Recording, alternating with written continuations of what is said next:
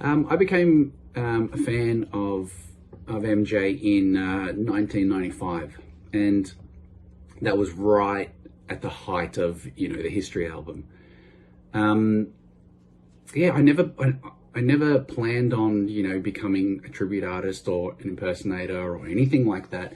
One thing that I always say is that I never really used to like impersonators. I never really understood them, or a tribute artist, I always thought that they were sort of lost people with a bit of an identity crisis, so I never planned on this, at all. But yeah, as soon as I became a fan, I've always had this thing where I have this urge to imitate things that I enjoy to watch. And the example that I always use is that, say when I was a kid and I would watch, Ninja Turtles, all of a sudden I wanted to learn, martial arts, that sort of thing.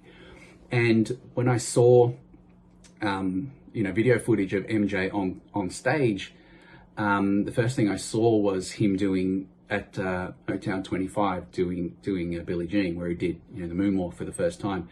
And just like everyone else, I was absolutely transfixed.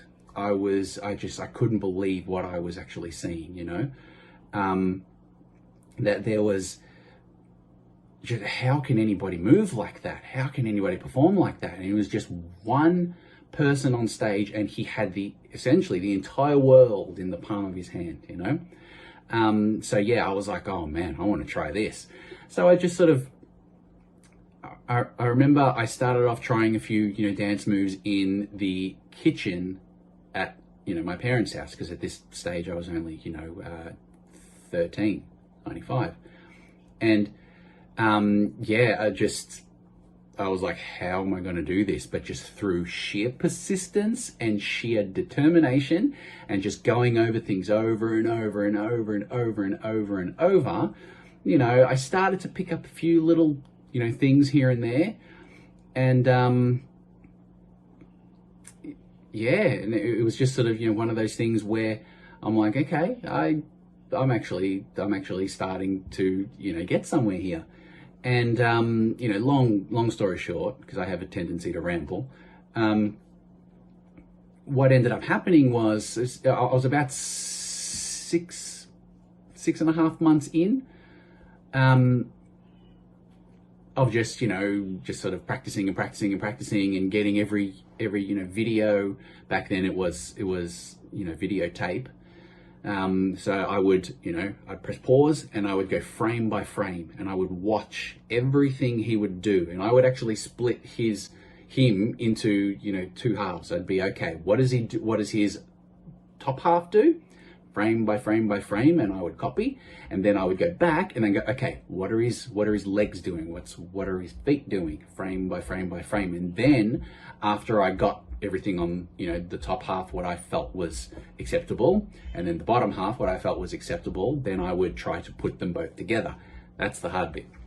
But yeah, so I was about, half a year in, and one of the ladies that worked at the gymnasium that my father was the manager of, she was holding a fundraising trivia event, and I used to actually practice and rehearse upstairs in the aerobics room of my dad's gymnasium complex, and she would come past every now and then and would see what I was doing. And anyway, she came up to me and said, do you want to be sort of the entertainment in our, trivia night? And I was like, yeah, okay. So what I ended up doing, we had a few, about a month and a half or so, before this event were to actually happen. And I got my brother and a few of our friends, and we, created kind of like a Jackson's, tribute. I'm sure it's very, cringeworthy, to watch now.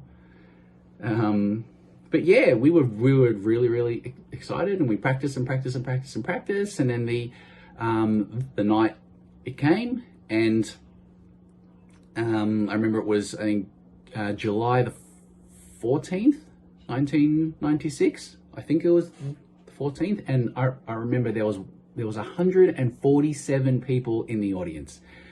That's not a big crowd, but to me, it might as well have been 147,000. You know, I've never been so nervous in my life. And yeah, we put together like a little, half-hour thing, and I still remember the first 10 to 15 seconds of the first ever, once that show actually started. I felt really excited and really nervous and really awkward and really uncomfortable and really, all that was just all mixed up, And I remember the first 10 to 15 seconds, we were doing the Motown 25 version of Love You Save. And I remember I just turned 14. So I started when I was 13, and I just turned 14 probably about 3 weeks or so before this. And at the age of 14, my life crystallized, and I was like, this is what I want to do with the rest of my life. And that was it. Just that was it. And it was after that show, everything went really well. And it was after that show that we were backstage, and my dad came up to me, and he was the one who said, he goes, well, this means you're a Michael Jackson impersonator now. And I was like, And that was actually the first time that I had heard the term impersonator and not had a negative feeling towards it, because I was like, I guess I am, and if I want to do this for the rest of my life, I guess I am. When I first, started, obviously it would take me a lot longer to, to learn a new, routine or anything like that, because I didn't have any idea what I was doing. Haven't had any, dance lessons. I haven't had anybody, teach me, anything. I was going at this completely blind. I always say I was an awkward, white, inexperienced 13-year-old kid who couldn't put one foot in front of the other, all of a sudden, deciding that he was going to, try to dance like the most talented, artist to ever live. That's a tall order. So I went into this completely blind. So early on, it would take a while. I could probably get a full, routine down, maybe in like a few days, depending on what the routine actually was. By the time I was about 1.5 years into it, I remember I learnt the whole performance of Dangerous from the 1995 MTV Awards. I learnt that in about 1.5 hours. So, I'm not saying that I had it, perfect. I mean, I'm still trying to get it right, but when I was really motivated, it's just watch it through and then rewind, watch it through and rewind, and just over and over and over. Repetition is the key. I used to rehearse a lot more, in the early days. These days, not so much, because I guess I've been doing it for so long that it's just become a part of, who I am. But when we have a show and stuff coming up, I rehearse with my team probably for, about 2 to 3 hours once a week. My favorite Michael Jackson song to perform is definitely Billie Jean. I know that that's, the cliche answer, but that is the absolute truth. Always has been. It was the first, routine that I attempted. It's my favorite MJ song. It's my favorite MJ routine to watch him do, and it's my favorite routine to do on stage. the highs and lows of being a Michael Jackson tribute artist. It's changed, over the years. When I first became a tribute artist, I mean, it wasn't even cool to be a Michael Jackson fan, let alone a 13-year-old Australian tribute artist. But yeah, the highs are, there's nothing like being on stage. There's nothing like being on stage. Now, I don't pretend that I'm, Michael Jackson on stage or anything, like that. I don't walk around wearing these. I'm only wearing this because I'm doing this, But yeah, when I'm on stage, I speak in my speaking voice. I speak with my Australian accent. I don't pretend that I'm MJ on stage, because clearly I'm not a lookalike. I don't look like him. I don't pretend, to look like him. And there are other tribute artists out there that look fantastic. They do all, the contouring and everything, like that. It's not really been, my thing. Obviously I wear very thick, stage makeup and everything, but so I don't pretend that I'm him, so I approach everything from the perspective of a fan. I'm a fan first, and the high is seeing joy, that you can give to other MJ fans, or even people that aren't, necessarily MJ fans. If I can get anybody that comes to our show, if I can get anybody to feel that little bit of MJ magic, even for, even for a split second, I have done my job, and there have been, people that have come, to my show, whether they've come with a partner or a friend or anything, like that, and they're not an MJ fan. They've left my show being an MJ fan, and they go and they get all the albums and all the, the DVDs and everything, like that. And I think that's awesome. That's, really cool. So that's definitely a high. Another high is just, hearing that applause from the crowd. At times you get certain shows in certain venues where the energy is just, you can feel it. I feed off them, they feed off me. It's awesome, and doing things like this, you could have chosen to interview, like anybody, but you chose me, and I appreciate that, so that's really, really cool. Some of the lows, look, to be honest, any sort of management or, agents and stuff that have taken care of my career over, the 25 years, they have really, really protected me. And I really appreciate that, because the entertainment industry, it can be very, very ugly. And it can be, it can be like just being thrown into being thrown into an ocean full of sharks, and everyone wants a piece of you, and everyone just wants to rip you apart. I've been very, very blessed, and I appreciate so much that I have been, kept away from that. I've been kept away from the nasty side. I've been kept away from, the ugly side.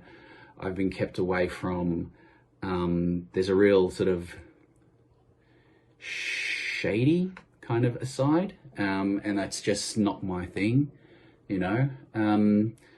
so the lows in that sense, I haven't experienced them,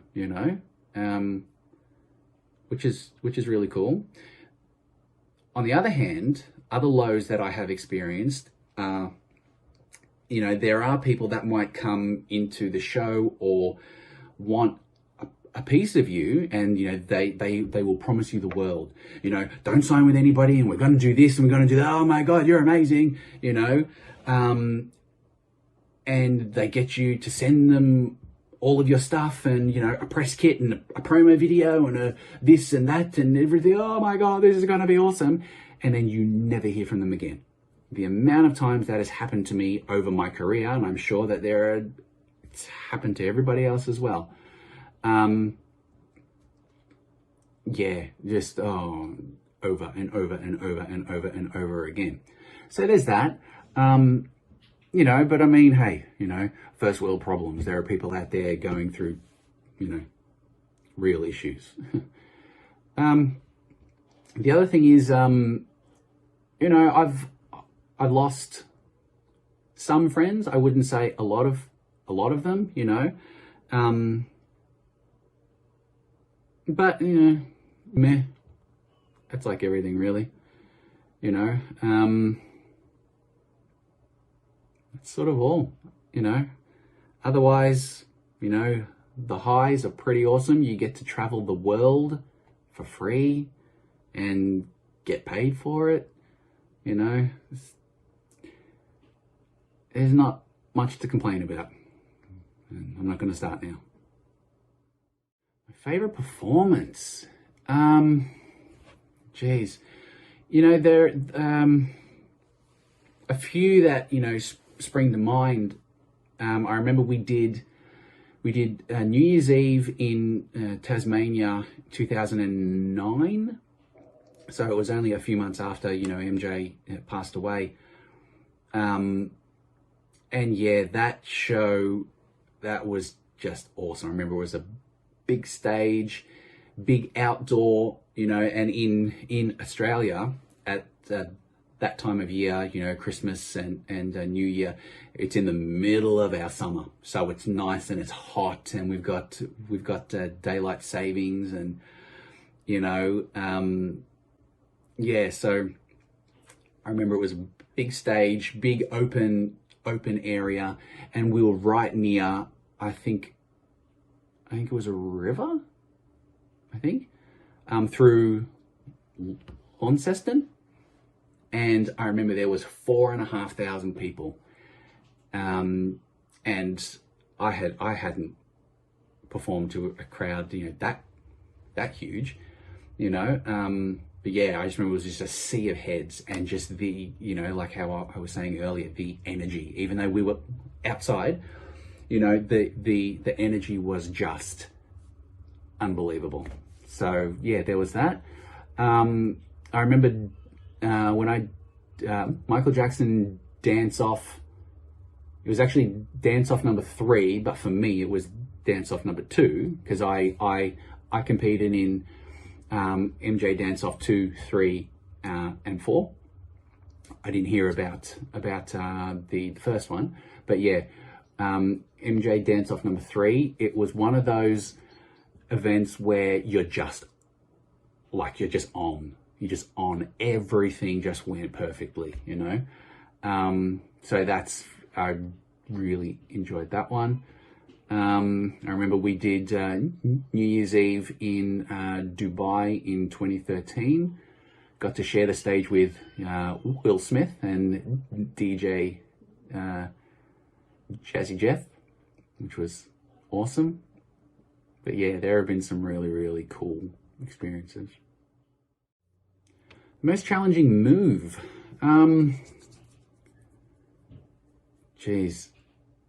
Well, a move that took me forever to learn is the move that he does a few times in the Jam video clip.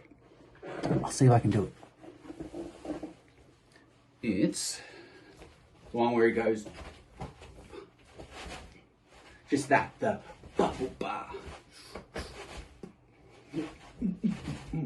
Yeah. I still can't do it right, but yeah, that one. Most challenging song to perform in terms of routine, maybe Remember the Time,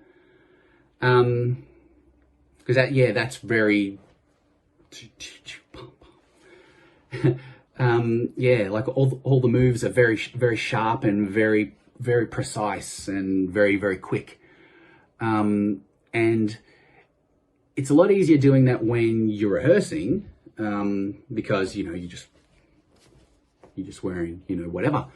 But on stage, the outfit, you know, with like, you know, the gold wings and, you know, the belt and the skirt and everything, it's actually really uncomfortable.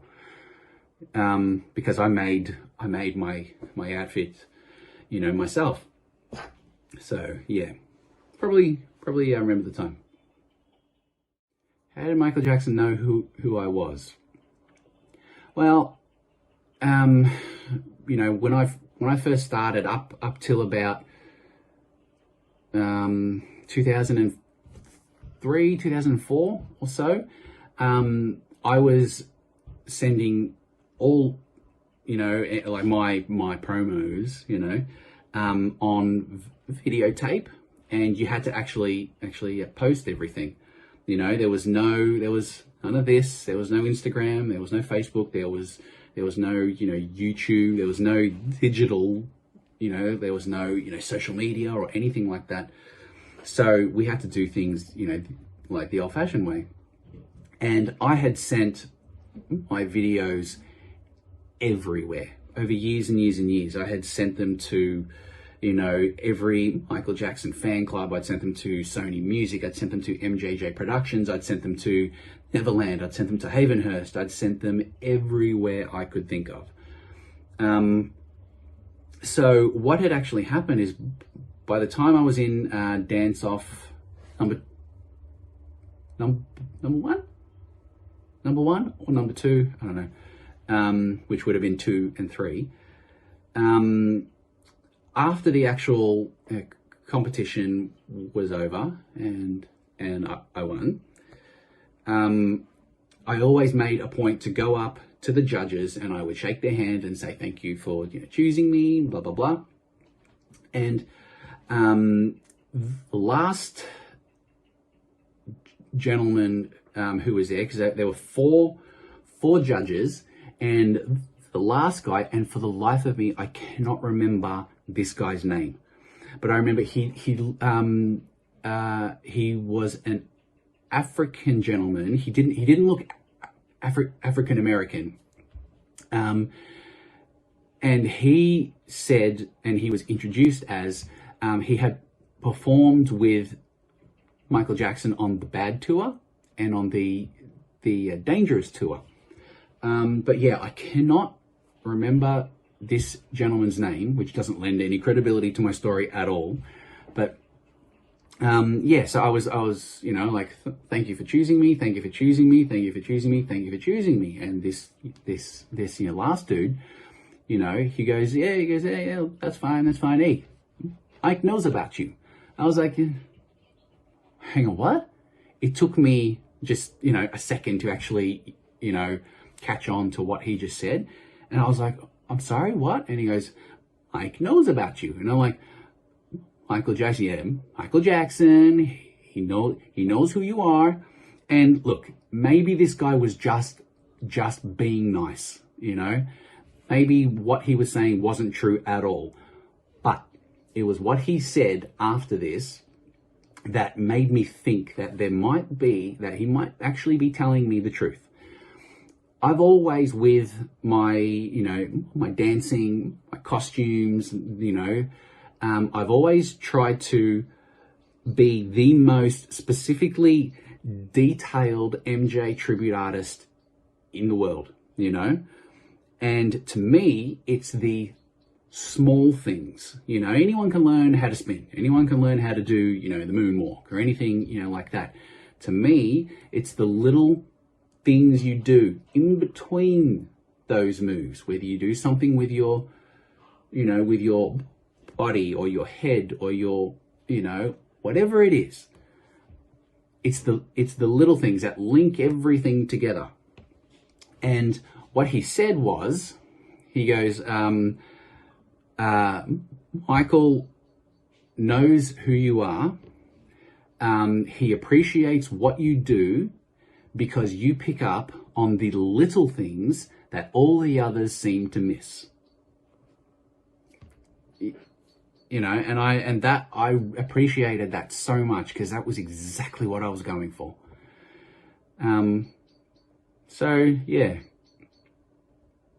you know, maybe, just maybe, you know, one of those videotapes that I sent to Havenhurst, or, you know, to Neverland, or to MJJ Productions, or wherever, maybe he saw one.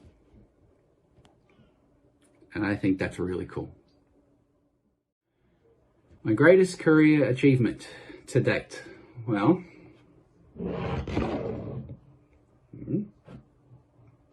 yes.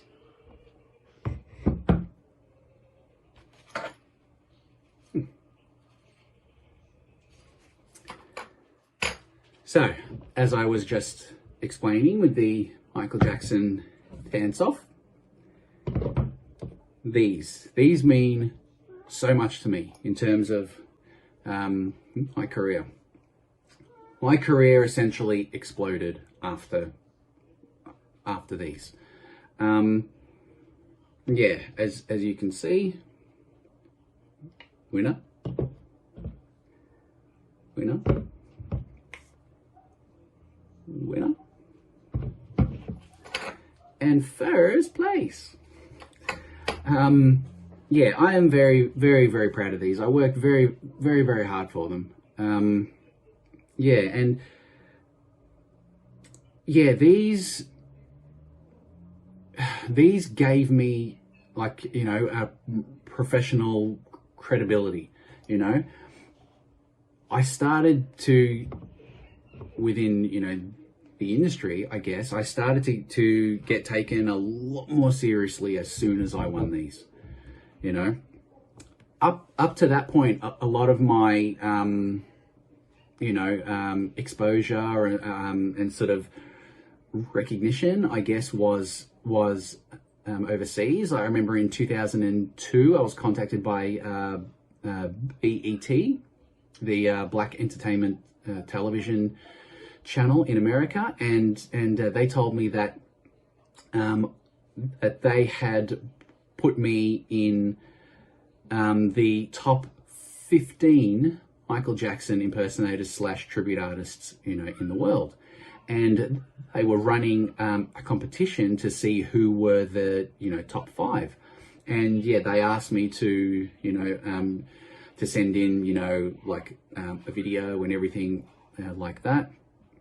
And because I'm a perfectionist, the video that I recorded, I wasn't happy with. So then I went and I recorded it again, and I recorded it again, and I recorded it again, and I was being way, way too picky. So by the time I actually got my video to them, I was too late.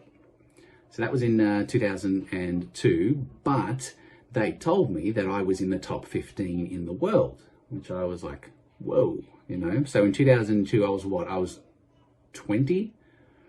So I was really, really chuffed about that.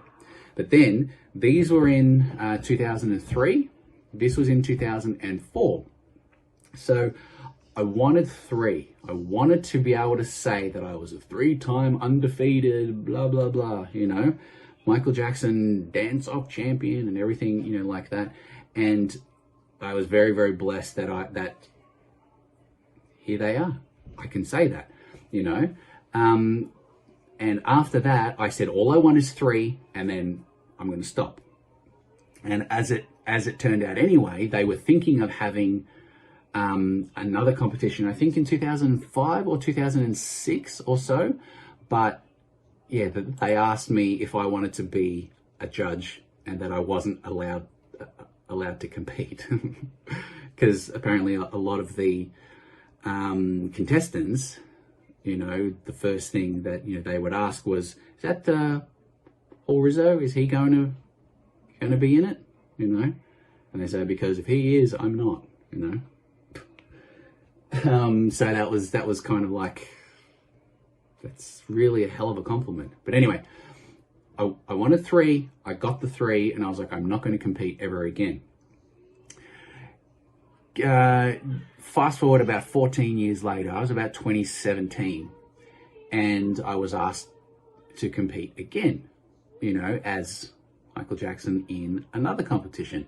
And I was like, oh, I don't know, because if I compete and if I don't win, not that I'm expecting to win or anything, like that, but I was like, oh man, has the industry kind of passed me by? I don't know. So anyway, long story short, I competed and I won again, which was this one here. So they are from, like a materialistic, standpoint. These are my greatest achievements. My future ambitions is, well, I mean, I'm now 25 years into my career. The plan is I want to go for another 25. I keep myself really, really healthy. I don't drink, I don't smoke, I don't do drugs, I don't do any of that crap. I eat healthy, I exercise, I, take care of myself. I give my body what it needs. I hope, because I want this to keep on going. I want to be on stage until I physically cannot do it anymore. But yeah, my new show, which is called Michael Jackson, King of the Dance Floor, that is the show that I really want to tour the entire world. Now, I mean, I've been very, very blessed. I've done a lot of, touring internationally with my previous shows.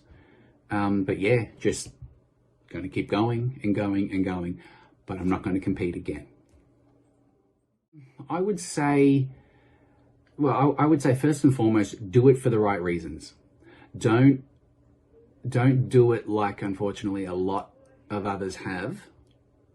I'm not going to say any names or anything, like that, because everyone's allowed to do whatever they like, but there have been a lot of people out there that, as soon as MJ, I mean, probably from about, when I started in 1995 to when MJ passed away in 2009, there was maybe 20 of us, MJ impersonators, tribute artists in the entire world. Then come June 25th, 2009, Michael Jackson passes away, and there are a lot of people out there that are like, oh, another big star has passed away. Now it's the biggest star out of all of them.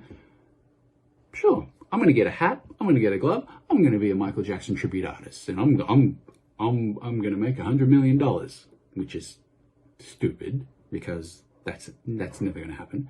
But yeah, then all of a sudden, every man and his dog is a Michael Jackson tribute artist, and they just sprung up, just boom, boom, boom, boom, boom. Then, over the years, it's gone from there being, like say, 20 of us in the entire world to about 20 in every town, in every city, in every state, in every country of the world. The industry is so oversaturated, that it's made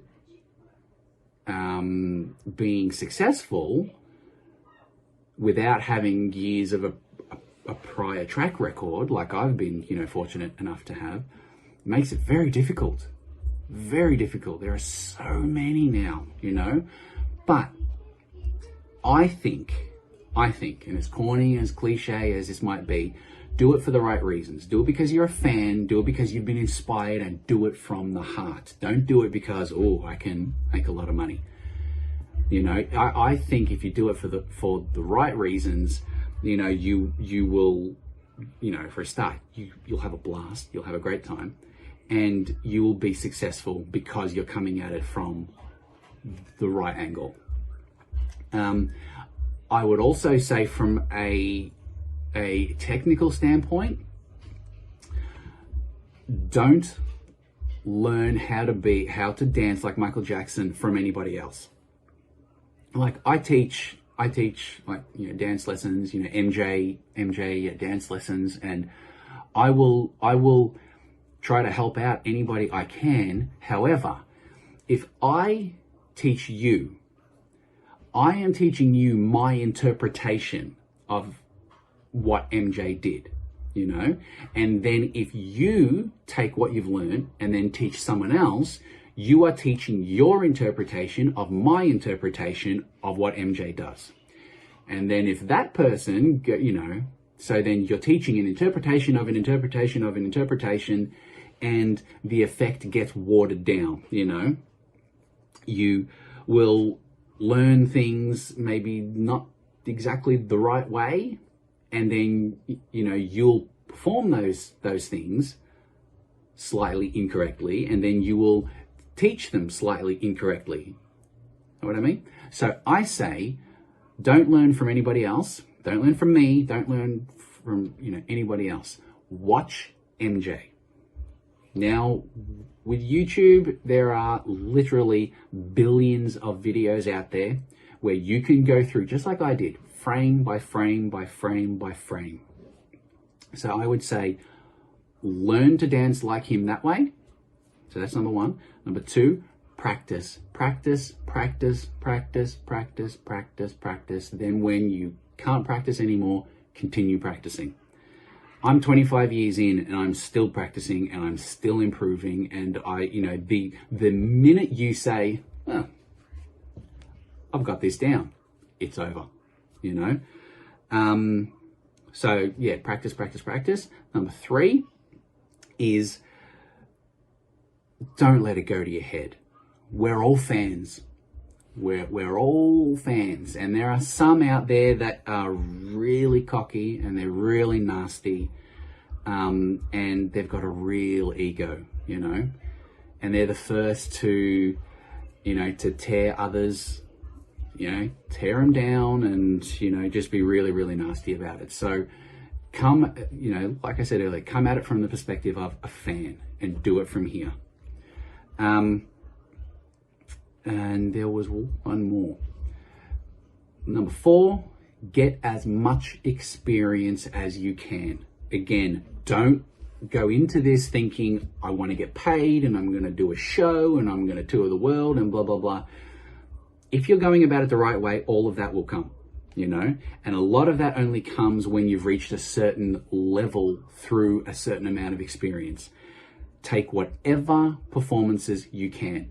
Perform for your parents, perform for your cat, perform at home, perform on, you know, Instagram, as I see a lot of you do, and it's awesome, you know.